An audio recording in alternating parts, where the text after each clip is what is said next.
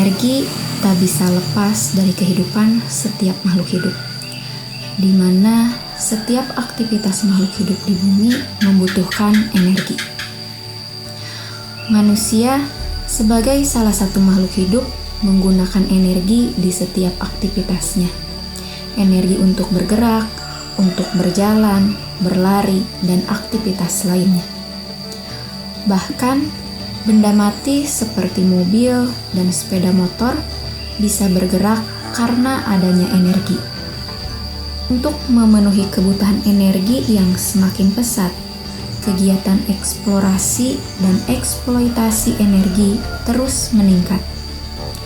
Sebagian besar, energi yang digunakan adalah energi fosil, yang secara alami terbentuk dalam kurun waktu jutaan tahun, dan merupakan energi yang tidak dapat diperbarui. Selain itu, penggunaan energi fosil, baik dalam tahap eksplorasi, eksploitasi, maupun penggunaannya, menghasilkan limbah yang dapat mencemari lingkungan. Untuk mengurangi intensitas penggunaan energi fosil, diperlukan suatu energi alternatif ramah lingkungan yang dapat menggantikan peran serta mengurangi dampak yang ditimbulkan akibat penggunaan energi fosil. Salah satu energi alternatif ramah lingkungan sebagai pengganti energi fosil yaitu biogas. Biogas termasuk ke dalam bioenergi karena berasal dari biomasa yang merupakan produk dari material organik seperti limbah peternakan. Sapi Bos Farm, peternakan penggemukan sapi atau fattening yang berlokasi di Cisitu, Kabupaten Sumedang. Sapi Bos Farm mengolah limbah atau kotoran sapi menjadi biogas.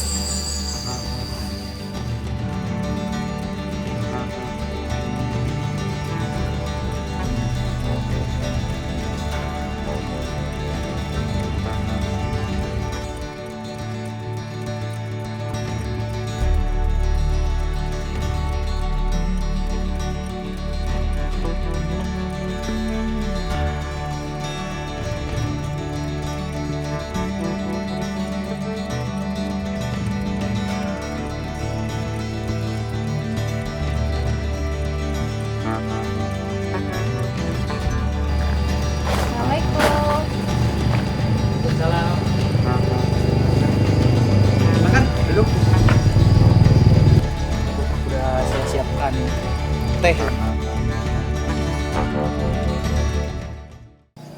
Gimana Bu? Jauh nggak ke sini? Nggak terlalu jauh juga sih Pak. Iya ya. Jadi kali ini mau lihat-lihat tentang biogas ya? Iya betul. Ini diminum dulu. Ya, makasih. Ya.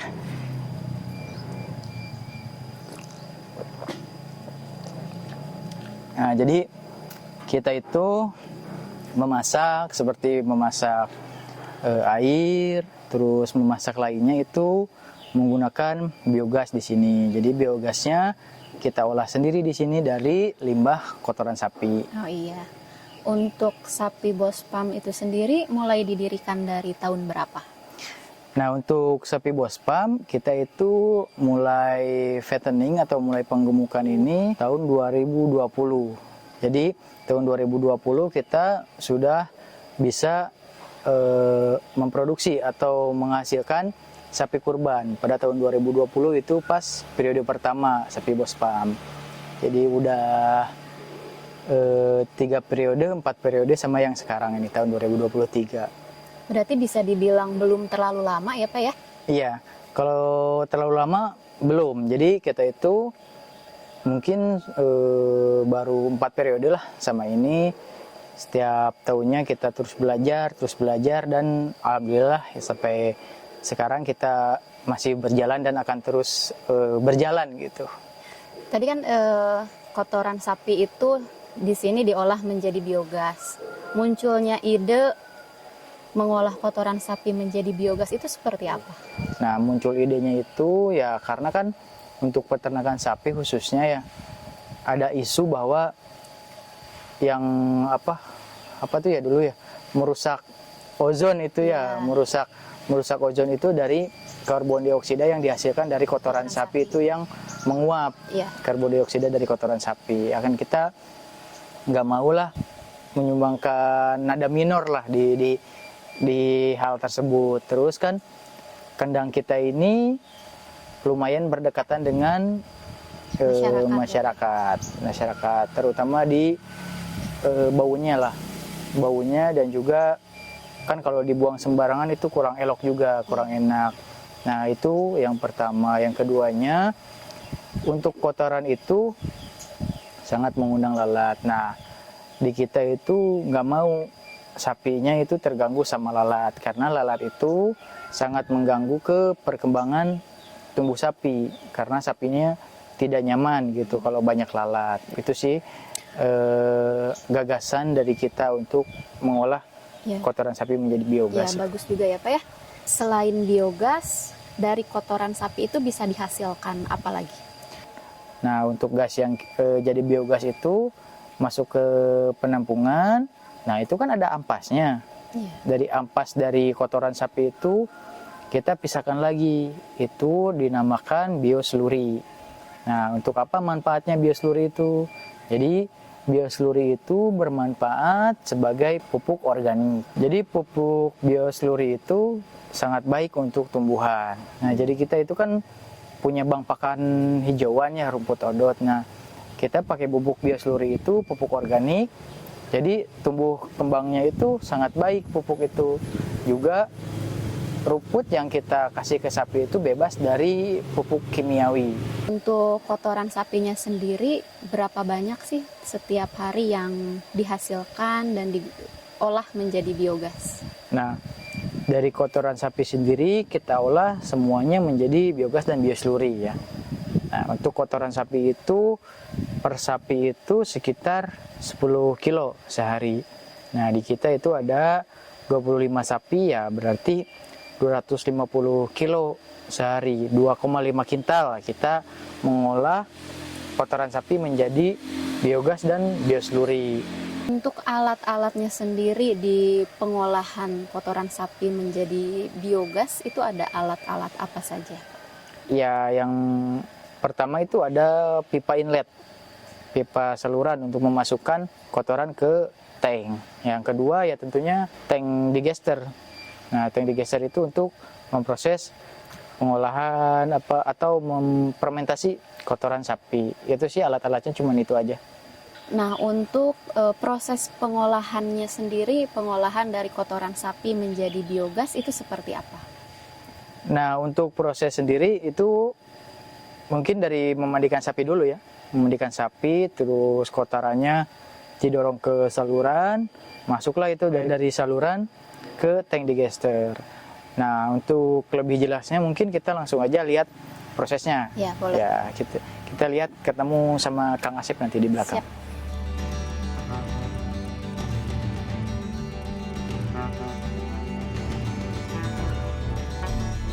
Ini dia ya untuk kandang kita.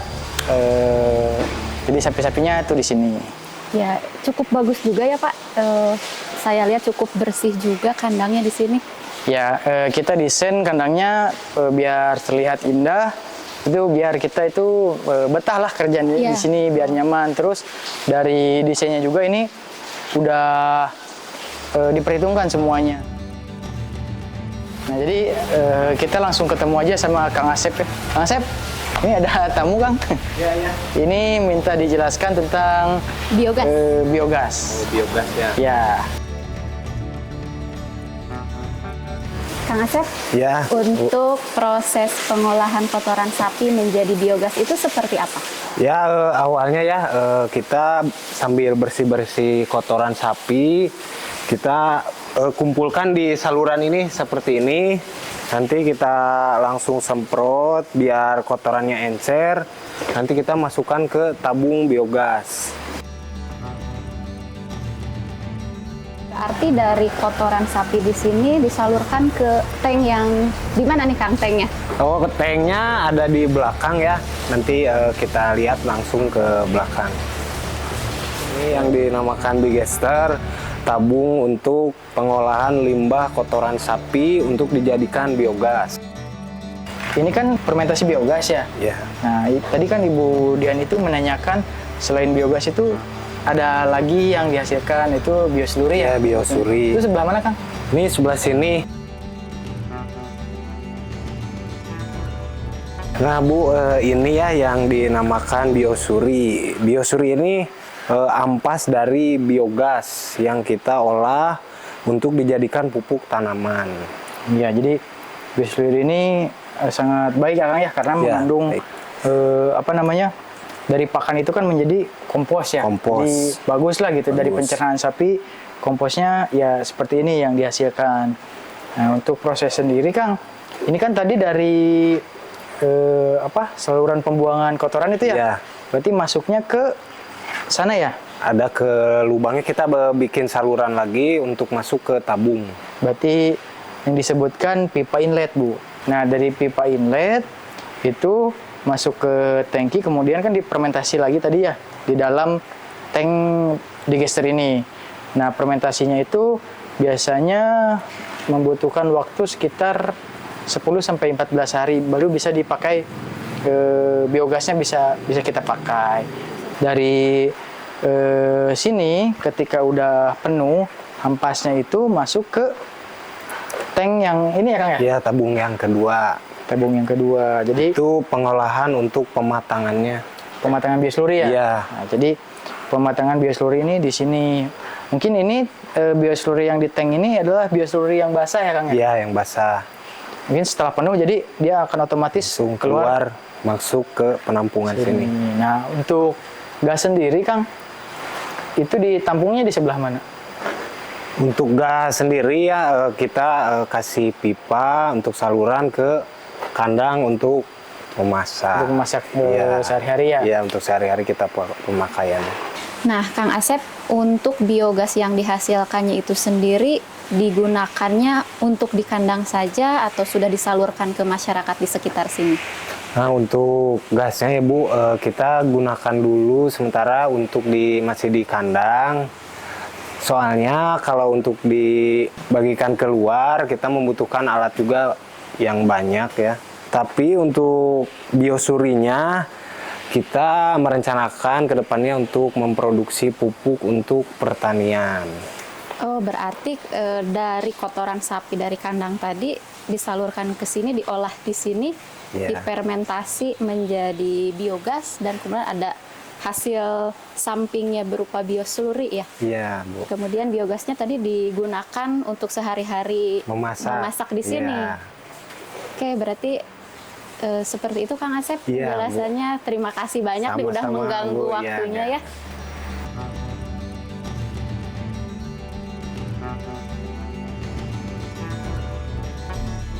Nah, jadi Bu, ini dia proses kegiatan kita ya untuk membersihkan kandang dan juga memandikan sapi. Jadi, kandang itu setiap hari kita bersihkan dan sapinya setiap hari kita mandikan.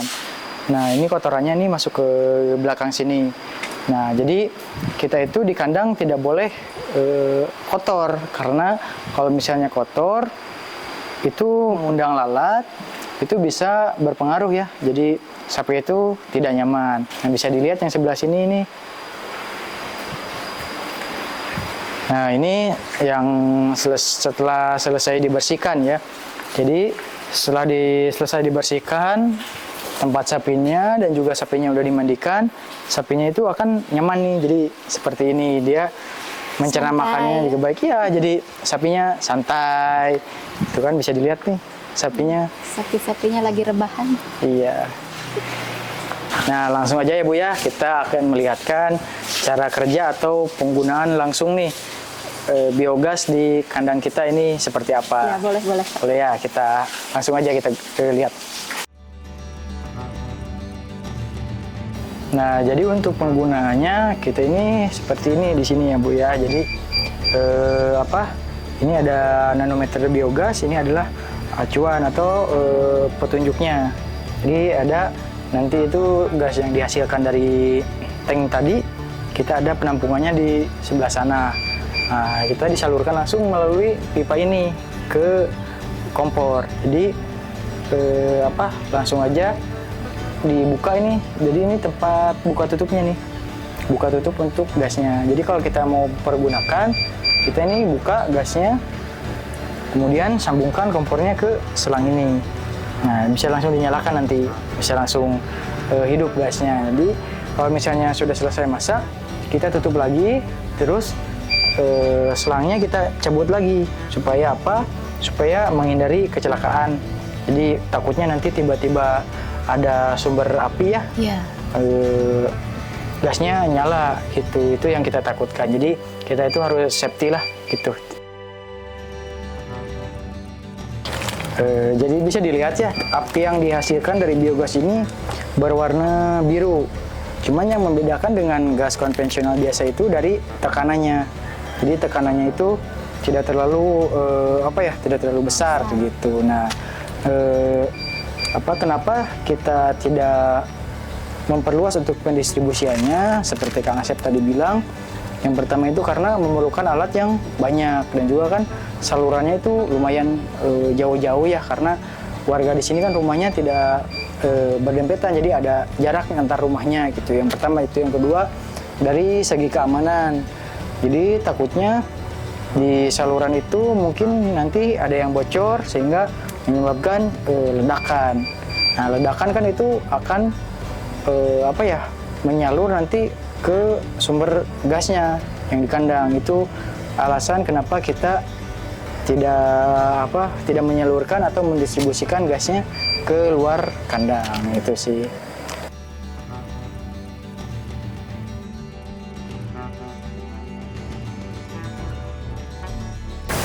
Nah, ini Bu, ada mie instan ini. Nuhun ya. Sapi Jadi ini merepotkan. apa ini dipasaknya pakai sumber dari biogas tadi. Oke, ya dimakan. Yuk. Ya, makasih Pak. Biogas itu merupakan gas hasil akhir dari degradasi dan fermentasi pada kondisi lingkungan anaerob dengan bantuan bakteri Methanobacterium.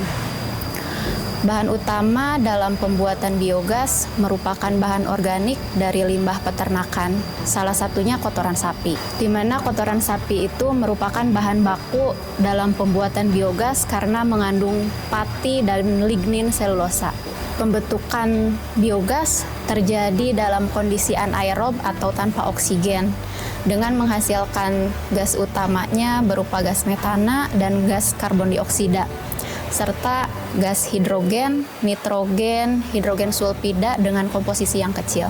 Reaksi kimia pembuatan biogas itu ada 3 tahap. Yang pertama, reaksi hidrolisis atau tahap pelarutan. Pada tahap ini, bahan yang tidak larut seperti selulosa, polisakarida, dan lemak dipecah melalui proses hidrolisis oleh bakteri fermentasi. Dan hidrolisis ini menjadi asam amino, asam lemak, serta glukosa. Kemudian reaksi yang kedua itu reaksi asidogenik atau tahap pengasaman. Dalam proses asetogenesis, bakteri asitogenik penghasil hidrogen memakan hasil fermentasi dan menghasilkan asam asetat, karbon dioksida, dan hidrogen. Kemudian reaksi yang ketiga yaitu reaksi metanogenik atau gasitifikasi. Tahap ini terdiri dari 2 kelompok bakteri pembentuk metana yang berbeda secara fisik. Salah satu mengubah hidrogen dan karbon dioksida menjadi metana, sedangkan yang lainnya membentuk metana dari dekarboksilasi asetat. Organisme metanogenik atau bakteri metanogenik mengonsumsi asetat, hidrogen, dan karbon dioksida untuk menghasilkan metana. Pembakaran gas metana ini merupakan reaksi pembakaran yang sempurna, di mana berdasarkan reaksi pembakarannya, gas metana akan menghasilkan karbon dioksida dan air. Semua yang Tuhan ciptakan di bumi ini mempunyai fungsi dan manfaatnya masing-masing. Bahkan dari kotoran sekalipun. Seperti biogas ini, dari limbah menjadi berkah.